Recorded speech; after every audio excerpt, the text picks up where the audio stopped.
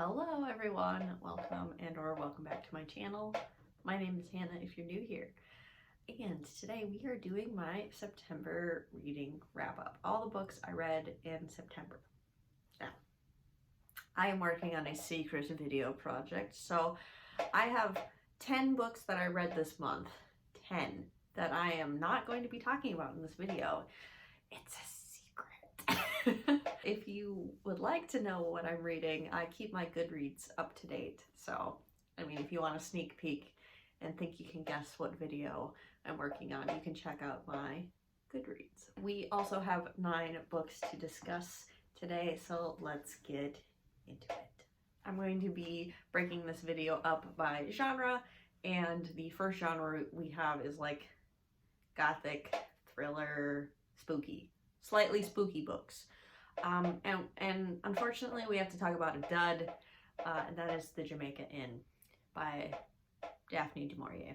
Now, this is a classic Gothic thriller, I'd say, and I hated this. I gave this 1 star, which is really unfortunate and disappointing because I gave Rebecca by this author quite a high rating. I think I gave that like 4 or 4.5 out of 5 stars. Really liked Rebecca. This one was terrible. First things first, it's super racist. The primary, I'm gonna spoil too, just with this one. If you don't want to hear anything, skip ahead until I start talking about the next book. But the first, villain, the red herring villain is Romani, and abusive and alcoholic, very stereotypical, very racist. And then the ultimate villain is the albino character. And so we're not only racist, but we're also super ableist. And of course the villain is a disabled character. And I absolutely hated that. There's also a ton of victim blaming in this book, where the main character blames her aunt for her uncle's abuse.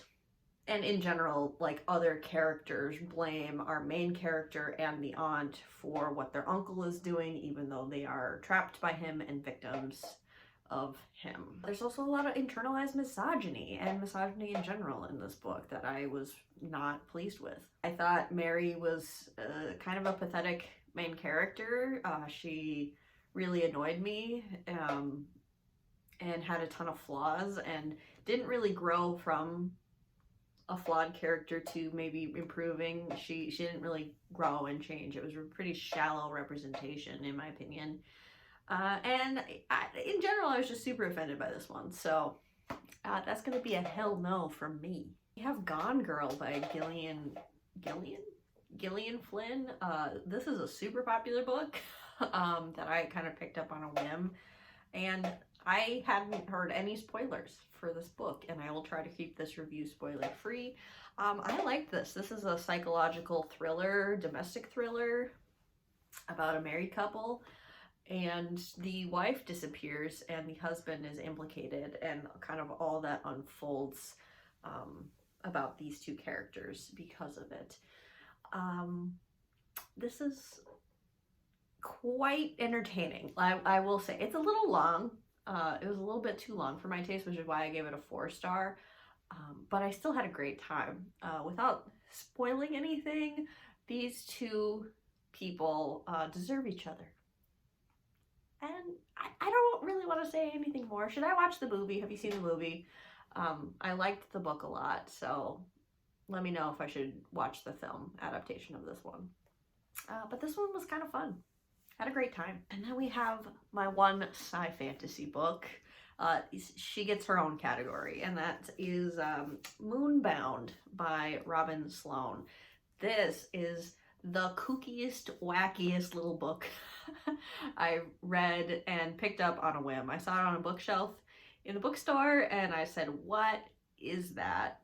Let me buy it right now and read it. And I did, and I really enjoyed it. I gave this 4 out of 5 stars. This is a sci-fi fantasy book about an AI type, artificial intelligence type character who is our narrator. and he wakes up after a millennia asleep and attaches himself to a young boy named Ariel, and Ariel lives in a castle and under the rule and tyranny of an evil wizard. And so Ariel and our main character, or like, he's not the main character, the narrator, the AI presence, go on an adventure. And there's a ton of backstory that the whole earth is covered in a layer of dust due to events. And so this is also about ridding the world of that dust cloud.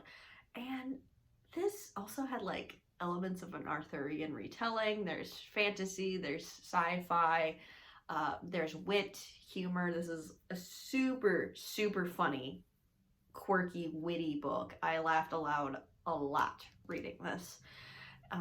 And I always, when I talk about this book, I say it's like delightfully strange, delightfully quirky, and I think that's apt. I really enjoyed this.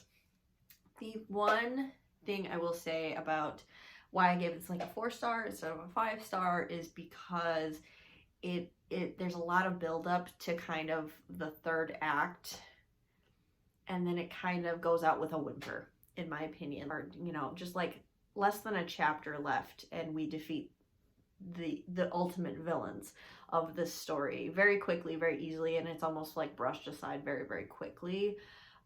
And Ariel's going on this wonderful adventure, and then we kind of go out with a whimper. So I liked the ending in concept, but the execution of the ending wasn't my favorite. But I loved the talking animals, I loved the sci-fi elements, the fantasy elements, I loved having our narrator be this like AI being, and Ariel is a fun 12-year-old. He was kind of fun to read about. Yeah, so I really like this one. Again, 4 out of 5 stars. Then we have fantasy romance as a genre, which we could just relabel Grace Draven. I'm still on my Grace Draven kick where I'm trying to read everything I can get my hands on by this author. And first, let's talk about Sunday's Child. Sunday's Child is I would say, short story. It's not even long enough, in my opinion, to be classified as a novella. This is about a Fae man who does something bad and is exiled from the Fae kingdom for 1,000 years, and he becomes the assistant / bodyguard to Santa Claus. And he meets a woman and there's a romance there. And so this is a goofy story. It's a Christmas type holiday romance. The main character, the main lady, has an autistic son. There are a couple things I didn't love about this. The Fae man meets this woman when she is a child, and then he doesn't see her again until she's an adult, but it's still kind of weird. And then he never actually tells her that he is Fae. He hides that from her, which I didn't love. I did really like the world building of this, though. The kind of Fae court is based on kind of like Norse mythology Fae, which was interesting, and Santa Claus was kind of a badass character, to be honest. But overall, I didn't think there was enough here, truly. So I gave it 3 stars just because of the silly, goofy nature of it and the fun factor, but wasn't obsessed with this fantasy romance. If this was a full-length novel and everything was just fleshed out more, I would have really enjoyed it, because I did actually really like the world building. Then I read Wyvern by Grace Draven. I also gave this 3 stars. This one is a novella about a woman falling in love with a dragon shifter, and it's also a second chance romance between the two of them. They met previously, and this was fine. I love good dragon story, good dragon horde type story. This almost reads like a Beauty and the Beast retelling, ever so slightly. There are a couple of plot points that it reminds me of, but the thing about second chance romances that I don't love is it relies so much on the past to establish the present day relationship. And I didn't think this one had enough present day relationship development to convince me that these two should be together forever. Like, there should be flashbacks to the old relationship, but there also should be progression in the present timeline as well. So that's why I gave this one 3 stars. This one was all right as well. Then we have Eidolon by Grace Draven, which is the sequel to Radiance in the Wraith Kings series. I finally learned the name of this series, and this was great. The first book is probably still my favorite. I really love book 1 in the series because that book focused very heavy on the romance and the romance development, and we still had romantic development. The couple is going through a little bit of a hard time.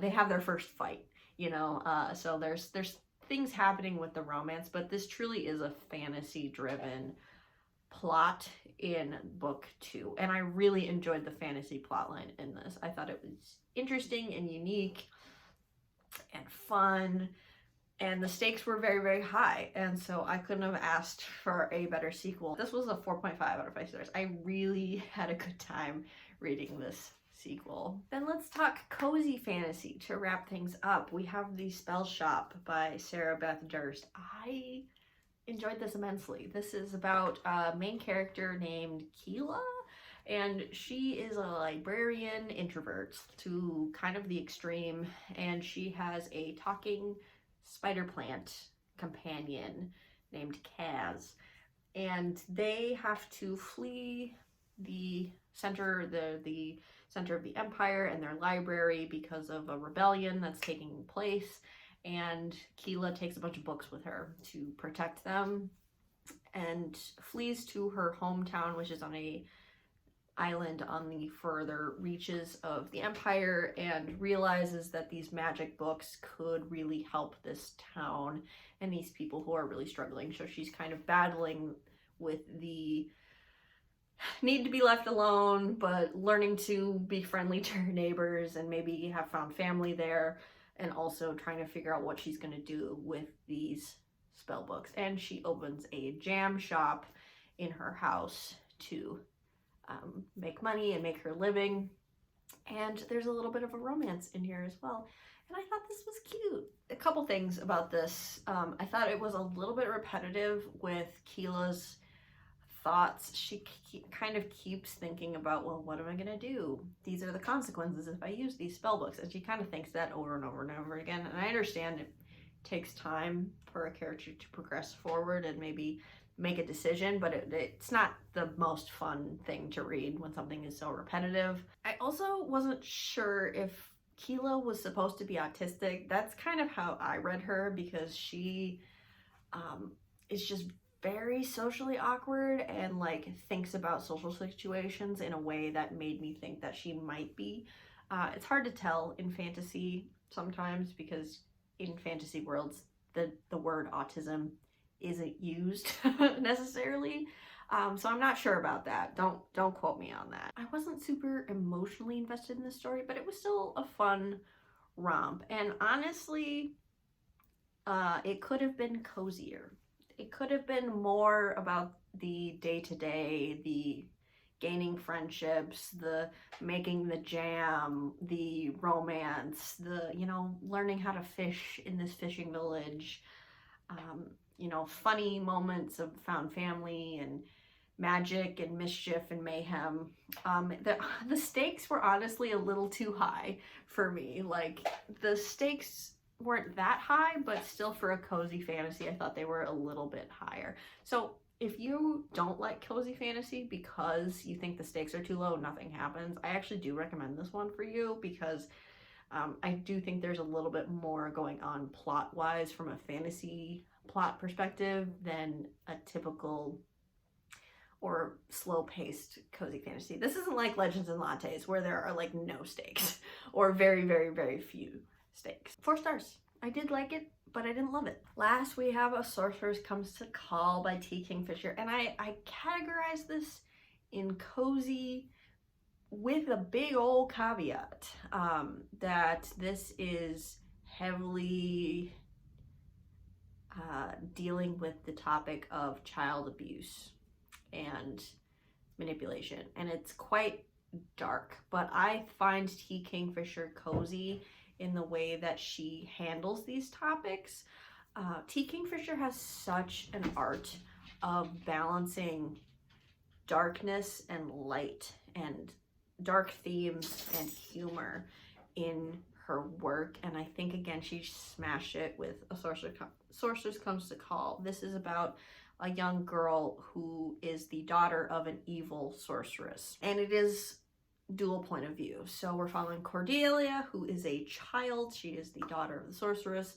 And then we're following Hester, who is the sister of the man that the sorceress is trying to manipulate and kind of ensnare.